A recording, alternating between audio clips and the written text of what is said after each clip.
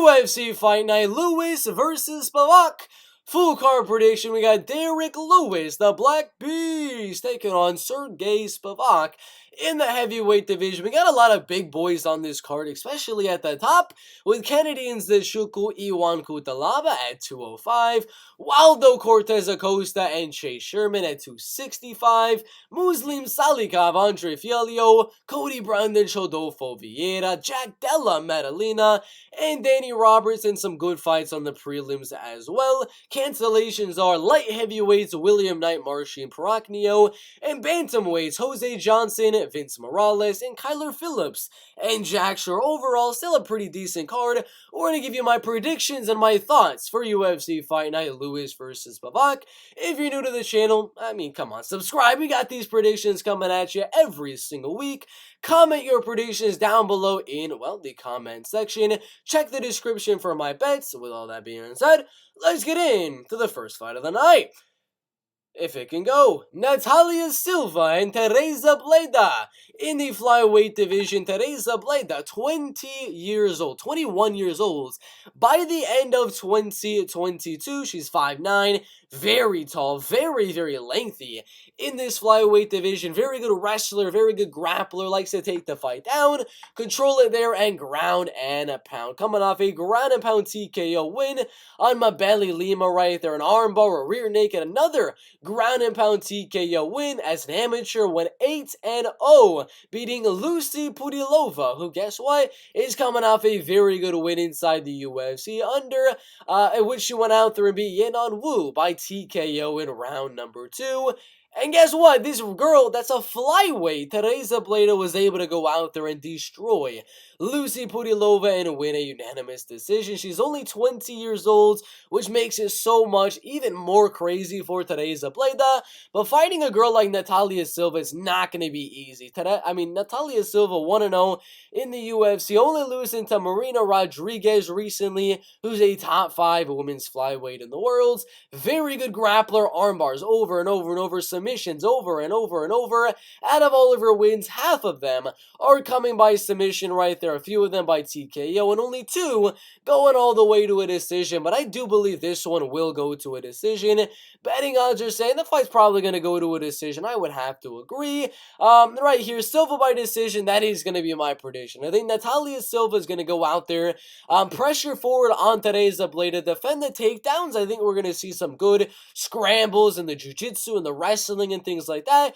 Going to be pretty even on the ground, slight edge to Tereza Bleda, but on the feet, Natalia Silva is going to have more power, she's going to have more speed, able to land the more effective shots onto Tereza Bleda, and I do believe she'll win 2 out of 3 rounds in the striking on Tereza Bleda, and then the wrestling and grappling will be very, very even, giving a very, very slight win to Natalia Silva here, 29-28 on the judges' scorecards. Fernie Garcia and Brady Hiestand in the bantamweight division, 23 and 30 years old. Taller and lengthier is Brady Hiestand. The better wrestler, the better grappler is Brady Hiestand, with the better striker being Fernie Garcia. Fernie, very solid boxer. He's got good volume early on in the fight. He's got some pretty decent striking.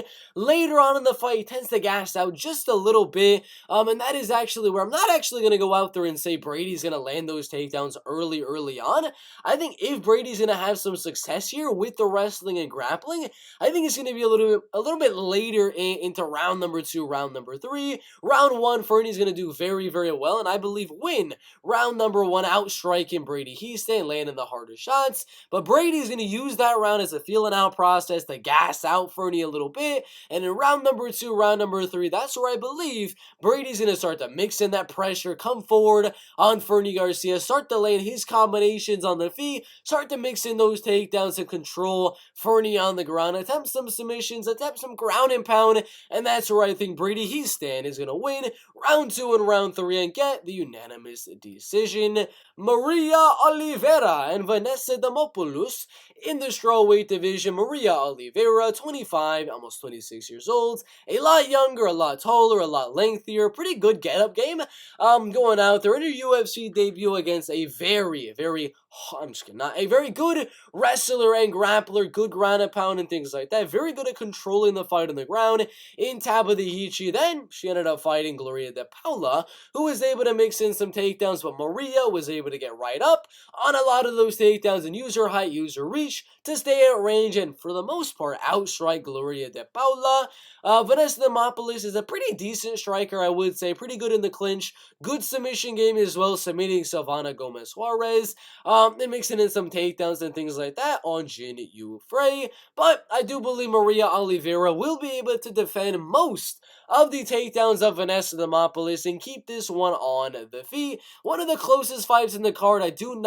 Do not be surprised if Maria Oliveira is the underdog by the UFC Fight Night, because right now it's looking like a -110 fight. On most of the betting odds, I do lean Maria Oliveira to win. I think she'll get up on a lot of the takedowns of Vanessa Demopoulos and land more volume at range on Vanessa. Vanessa's a pretty tough one. Didn't get finished by Lupita Godinez, didn't get finished by JJ Aldrich. I think if there's going to be a finish, it would be Vanessa Demopoulos, but I think the fight goes all the way. Maria outstrikes Vanessa on the feet, using the height, using the reach, and wins the decision. Ricky Turcios and Kevin Natividad in the bantamweight division. Ricky Turcios, I'm going to go out right now and say it, he's taller, he's lengthier, they are the same age. Kevin Natividad is 0-2 in the UFC, getting knocked out twice in a row. Doesn't have the best chin in the UFC's bantamweight division. I think the UFC wants Ricky Turcios to win this fight. He beat Daniel Argueta right there. Very, very good win. Considering Daniel Argueta has gone on to have a very, very close fight with Damon Jackson since then. Was able to beat Randy Montala, Myron Santos, and Diego Silva since then. I mean, that win has definitely aged very, very well. Beat Lidovic Shalinyan and Brady Hiestand, all of which were decisions. But Lidovic, very tough guy. Brady Hiestand, super tough guy. Daniel Argueta, all of these three guys can definitely take some damage on the feet. So I don't really necessarily believe that this fight right here with Ricky Turcios and Kevin Natividad is 100% going to go to a decision. Just because Ricky's got so many decision wins on his MMA record, I actually think this one's going to be a finish. I think Kevin is going to go out there, start to pressure, try to land some big shots on the feet in round number 1, and Ricky's really going to start to pick up the pace so we can get the finish in the later rounds. I think round 1, Kevin Natividad might win. Round number 2, Kevin's going to start to slow down a little bit. Ricky's pressure and his volume, mixing in the takedown, some elbows, some good knees in the clinch, pressure. He's really going to start to shine through on the Kevin Natividad. He's going to win round number 2 pretty decisively. In round 3, that's where Kevin Natividad is really going to break. And that's where Ricky Turcios is really going to start to pour on the pressure.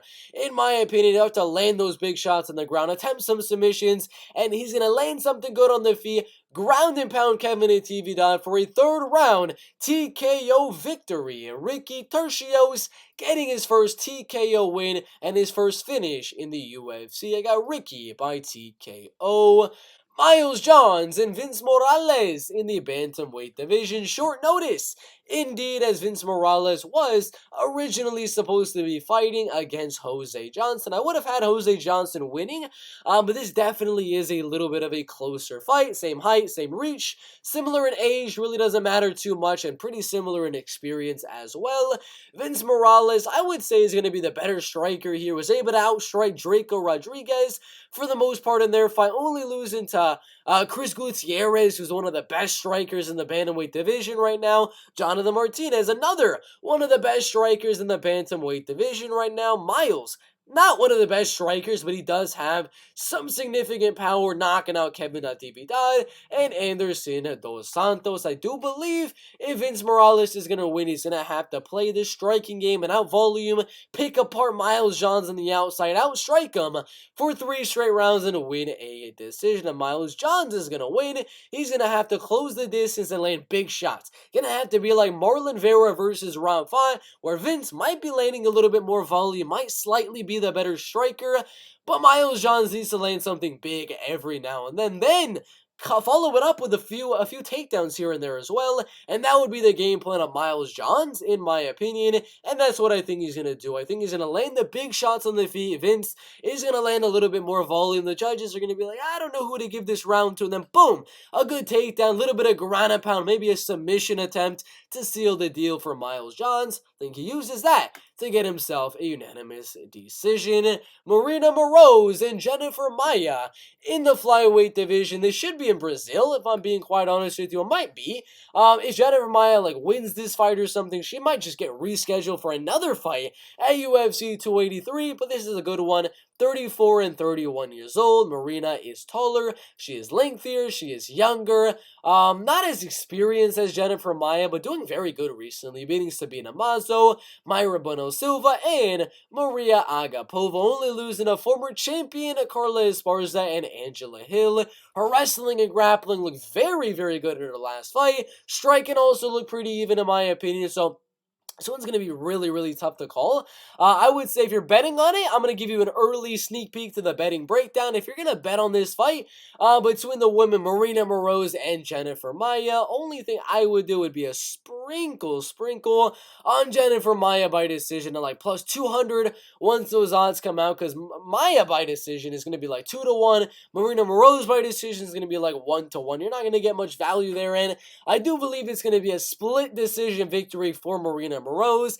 Gonna be one that could go either way, depending on how you look at it, because Maryna, I do believe, is gonna be slightly better when it comes to the takedown, controlling on the ground and pound and things like that, but Jennifer, I would say, is gonna be a little bit better when it comes to the submission game, and then the striking is gonna be very, very even, and if Jennifer is able to do a few key big things on the feet, she can easily win this fight in the striking, and the grappling could be very even, and some of these judges could give it to Jennifer Maia. So I think this is going to be one of the closest fights on this UFC Fight Night, Lewis versus Spivak. The striking going to be very, very 50-50, but what's going to seal the deal is going to be the superior wrestling and a little bit of ground and pound from Maryna Moroz right here. One of the closest fights on the card.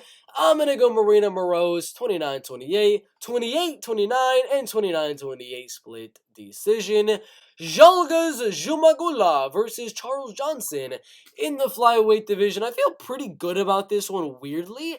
Even though, a guy like Zhalgas Zhumagulov, I just saw Halion Paiva right here, even though he's a super, super live underdog to go out there, take down Charles Johnson and out-wrestle him and control him on the ground, even put on heavy, heavy pressure, beat him in the clinch as well.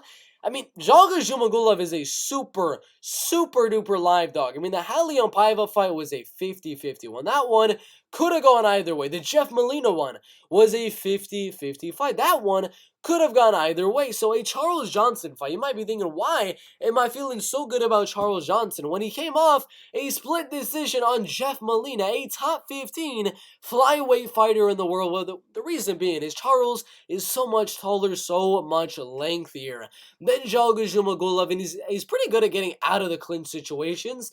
Unless he's fighting a guy like freaking Mohamed Mokaev, who's able to get that clinch and get the back of Charles Johnson. Zhalgas isn't the guy to get the back of his opponents. He's the guy to get the fight in the clinch, grind there, land some knees, land some elbows, some shots to the body, grind. Not really the guy to go for a finish there, get the back and look for a submission. And that's where I think Charles is going to have some success, as Zhalgas isn't really going out there for the intent of getting the back of Charles, so that's not going to be too much of an issue. For Charles Johnson, he's going to land some knees in the clinch, get right out of the clinch, and he's going to be the better striker at range. So I feel weirdly good about this fight, but I believe Charles' get-up game here will be good. I believe he'll have good takedown defense, get out of those clinching situations from Zhalgas Zhumagulov, and make this a 3-round striking fight. Charles does have some pretty good power, was able to knock out Carlos Mota, was able to knock out Camilo right there, and is able to submit Carly Pangolian, who was an undefeated guy at the time. But I think this fight goes all the way. If Jeff Molina is not able to knock him out, I don't think he's going to be able to, so I'm going to go Charles Johnson to outstrike Zhalgas Zhumagulov and win this one by a decision. Jack Della Maddalena and Danny Roberts in the welterweight division. You already know. Jack Della Maddalena KO TKO.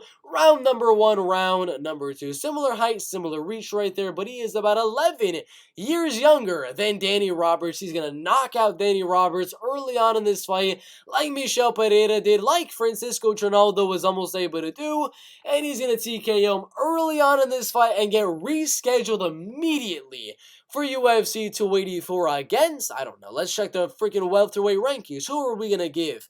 Jack Della Maddalena. Let's give him Chaos Williams for UFC 284. Let's give him Daniel Rodriguez for UFC 284. There's a lot of good matchups, but speaking of this one, Danny Roberts is not good, man. The chin of Danny Roberts really is not that good. He's pretty tall, pretty lengthy, good at staying at range and picking his opponents apart on the outside and winning the fight that way. Sure, he was able to do that on Ramazan Ameev. Robbery. He was able to do that, stay at range and knock out Zalimi Matayev, but Jack isn't going to stay at range. Jack isn't going to let Danny Roberts jab him and 1-2 him at range, leg kicking him and body kicking him at range. He's not going to let him do any of that.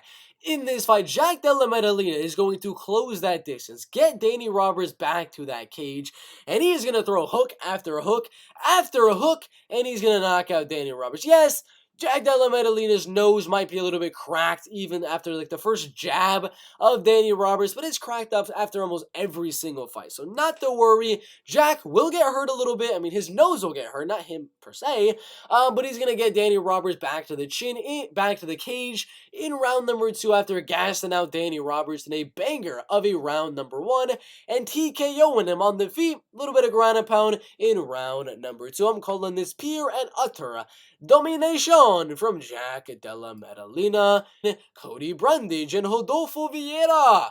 In the middleweight division, Cody Brundage going out there and beating Joseph Kropschat, losing to Nick Maximov in his UFC debut, also losing to William Knight by TKO, but beating Dolce Lungambola in a come-from-behind victory. I mean, he was losing that fight, and then he came back and submitted him in a crazy come-from-behind win. Then he went out and starched Tresean Gore in round number 1, and he has power, and he's a very strong, very good wrestler. Rodolfo Viera, better jiu-jitsu guy and a slightly better kickboxer. So I believe this is going to be a 50-50. Again, if you're betting this one, do not bet the favor. It is a dog or pass when it comes to Rodolfo Viera and Cody Brundage. Minus 135, I might have considered putting a little bit of money on Rodolfo Viera, but right now it is dog or pass. Rodolfo is better when it comes to jiu-jitsu. He's really good at getting the back of his opponents and submitting them. Arm triangle is one of his main weapons. Only losing in a really good cardio king in his middleweight division and Anthony Fluffy Hernandez, and a really good takedown defense, Chris Curtis. But Chris Curtis had better striking and he had good takedown defense. Cody Brundage has good takedown defense as he is a good wrestler, which is why I do believe this is going to be a 3-round striking fight.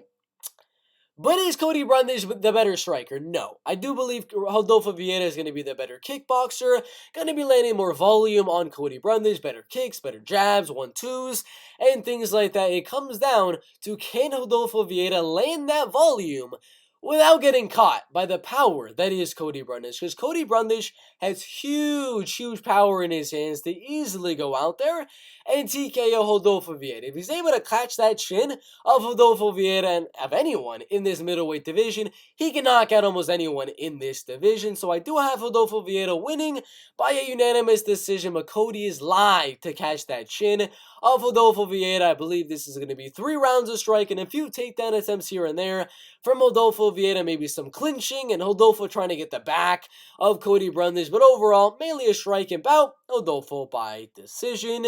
Andre Fialho and Muslim Salikhov in the welterweight division, another very close one in this welterweight division. Muslim a slight underdog here on Bet Online. Andre Fialho at 28 years old, beating Cameron Van Camp by knockout, Miguel Baeza by knockout, Stefan Sekulic by knockout as well, only losing decision to Michel Pereira and a KO to Jake Matthews. He's very young at 28 years old, taller and lengthier than Muslim Muslim Salikhov.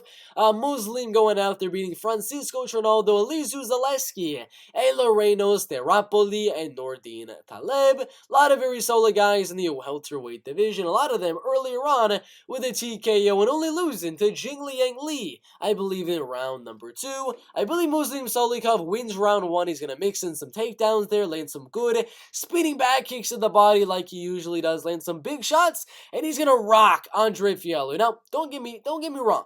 There's a huge shot that Muslim Salikhov goes out there and then he knocks out Andre Fialho. Round number 1, Andre's chin got destroyed in his last fight against Muslim, and he got rocked against Cameron Van Camp as well. So there's a good chance Andre could get knocked out round number 1, and this prediction could look absolutely horrible. But I think Andre Fialho comes back in round number 2, slightly, barely outstrikes Muslim Salikhov in round number 2, and in round number 3, Muslim Salikhov is going to be very, very tired, and that's where Andre really going to start to land some good shots and also win round number 3, outstriking Muslim Salikhov. So as hard as it is to say, I know a lot of you guys are like, no, Andre Fialho by KO TKO, that's the only way. I don't think so. I think the fight goes all the way.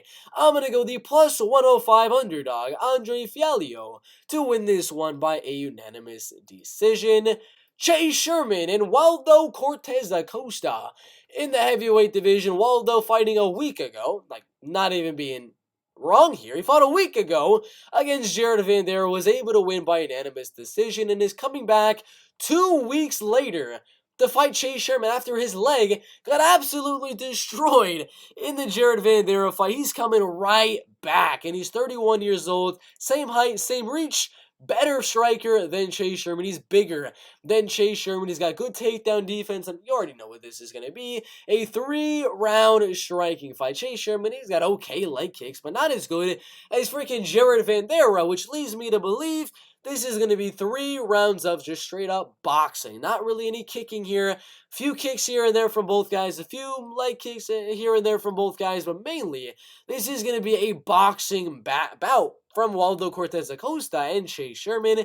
And one that I do think goes all the way. Jake Collier is going out there submitting him. Alexander Romanov is going out there and submitting him. Cool. He's knocking out Jared Vanessa. Very, very nice. But he did end up losing a decision to Parker Porter, a decision to Andrei Arlovsky, and I do believe Waldo has the power to TKO Chase Sherman here. I don't think he's going to. I really don't think he's going to. Chase Sherman, I believe, is going to survive to the final bell, rock Waldo Cortes Acosta in round number 2, give some adversity to Waldo Cortes Acosta in round number 2, but Waldo's just going to land a heck of a lot more volume, the jab, the 1-2s on the feet. He's going to win round 1 and round number 3. Waldo Cortes Acosta with a 29-28 decision.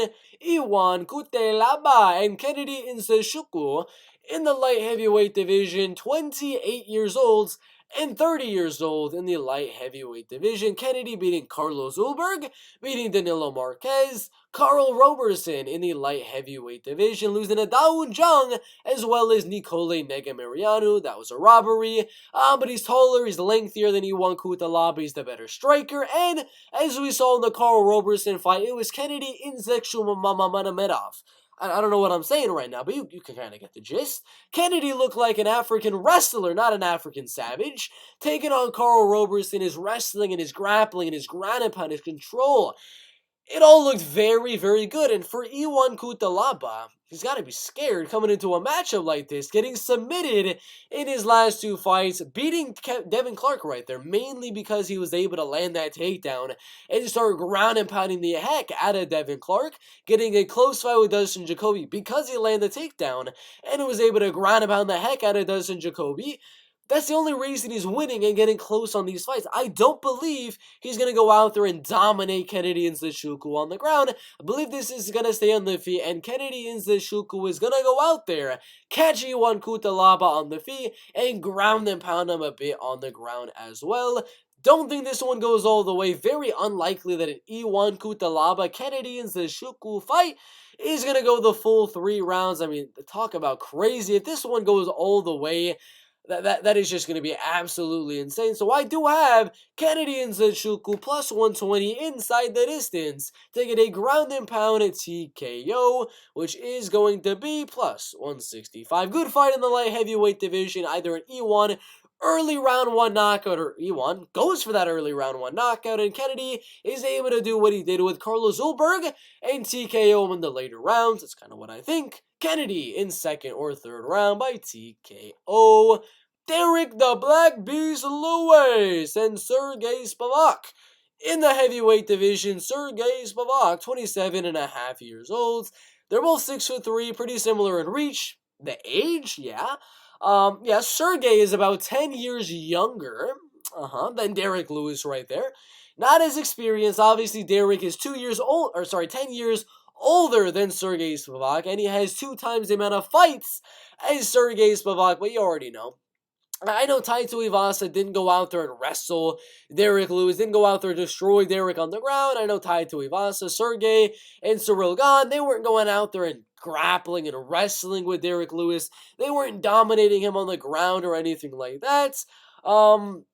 Usually if he's losing, it's with the speed and the things like that of the other opponent, like Cyril Gane, like Taito Iwasa, like Sergey Pavlovich. They're all able to get inside and crack Derek Lewis on the feet. But this is a different type of a matchup, because all the guys that he's losing to and the guys that he's beating, none of them are going out there trying to take him down. I mean, yeah, Curtis Blaydes, and he was able to land that uppercut, but if Sergey Spivak is able to stay away from that one uppercut of Derek Lewis right here, he should be able to win this one. I mean, he should be able to stay at range on Derek Lewis, make it a very technical striking bout.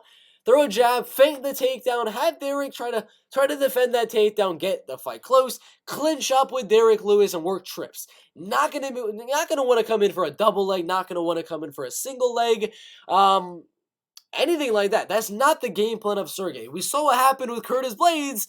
We do not want Sergey Spivak going for any takedowns on the outside coming in. He has to go in there, fake some shots, do some feints, come in, get Derek Lewis to bite, then come in, get the fight to the clinch, get the fight, get the body lock, and look to get Derek off the cage, get him off balance, trip him down, get into that half guard position, ground and freaking pound. And that's what I think is going to happen. I do not believe Sergey's going to look for this submission. I think he's going to do what he did with Greg Hardy, what he did with Augusto Sakai, what he did with Jared Vanderaa, what he was doing with Alexei Oleinik. He's going to take this fight down and ground and pound. I think round 1 mainly is going to be a striking round.